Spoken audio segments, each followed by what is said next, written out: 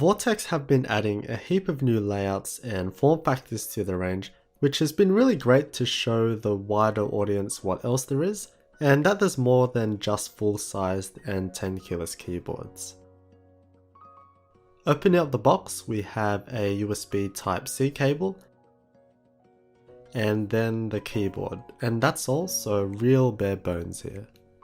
And here's the keyboard itself, and it has that classic Vortex look that the old poker boards had, with a high profile design, so the key switches are hidden, rounded corners, and just a real simple angled profile to give that slight inclination. Unlike many of their new keyboards, this has a plastic enclosure rather than aluminium, so again much like the old pokers, but the plastic feels solid and has a slightly textured finish. The weird looking thing here is this what looks to be like a two-layered case, as there is that separation line. It does make the bezel a bit thicker and more substantial, and also more solid looking, but we'll see how it actually is when I open it up. The keycaps are the classic Vortex type with this semi-aggressive typeface of font. Not the best, but far from the worst, being clean enough. These are made from 1.2 to 1.3mm thick PBT plastic, and unfortunately the legends are that laser edge type. So the legends will kind of get darker over time, not being the most durable, and I just think they really should have moved on from these keycaps by now to die sub or double shot. On the rear we have a USB Type-C port, which many new keyboards are making a move to in recent times. And on the bottom we have 4 flat rubber feet for non-slip, and there are no flip up feet, so we're stuck at this angle, which is comfortable anyway. In the hands it feels quite solid with minimal flex, and comes in at about 650 grams, so yeah, just a touch heavier than a typical plastic case 60%. Vortex has done quite a few new layouts recently, with the 40% core, the 75% race 3 and the vibe, but this is their first 65% keyboard. So it's basically a 60% but with an extra row on the right, and that allows us to fit some nav keys, although a weird exclusion in my opinion is the delete key, but everyone is different I guess. More importantly though, we have the dedicated directional arrow keys, and that itself is a big feature that many people miss when they use a 60% keyboard. So it's not hard to see why 65% keyboards are so popular in the community, and for me personally 65% is my ideal form factor, as it gives me the most of the primary functionality I need in a smaller package. And because Vortex boards usually have both the FN and PN keys, there is no right control key on here. The Cypher is available with either a singular spacebar or a split spacebar like what we have here. So on the left we have a 3-unit spacebar, and the right one is a 3.25U spacebar, where 1 unit is equal to one of the alpha keys, so replacing the spacebar keycaps can be an issue. So why would you want a split spacebar over just a singular one?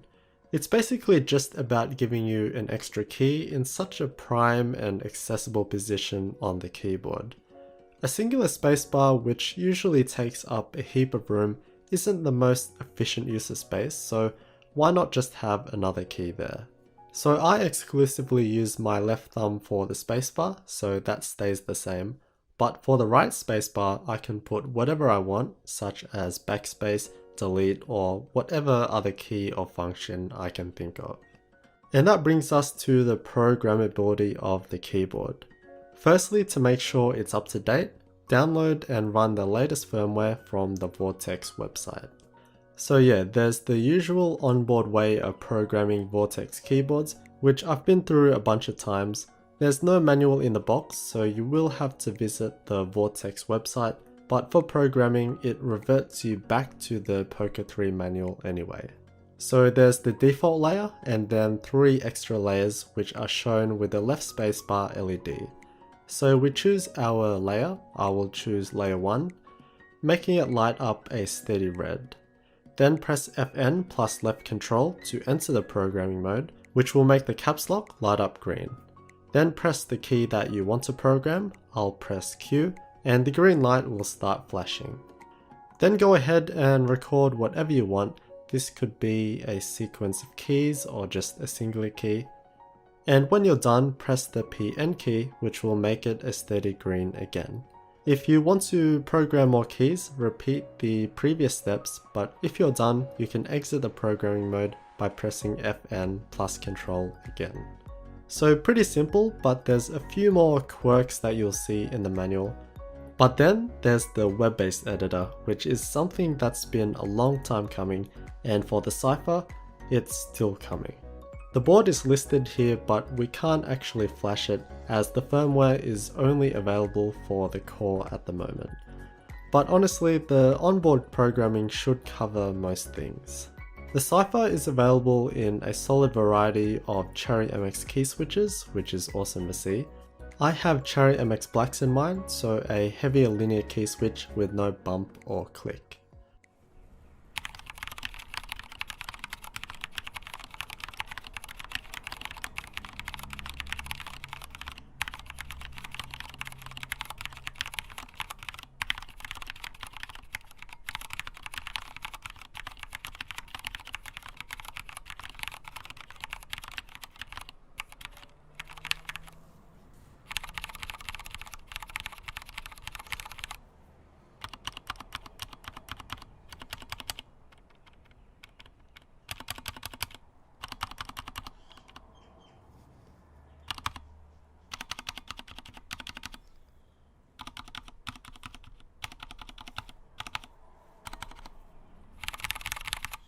Vortex have their own Cherry style stabilizers, and I've heard good things about these, but honestly they're not the best on mine, even though there is some lube in there.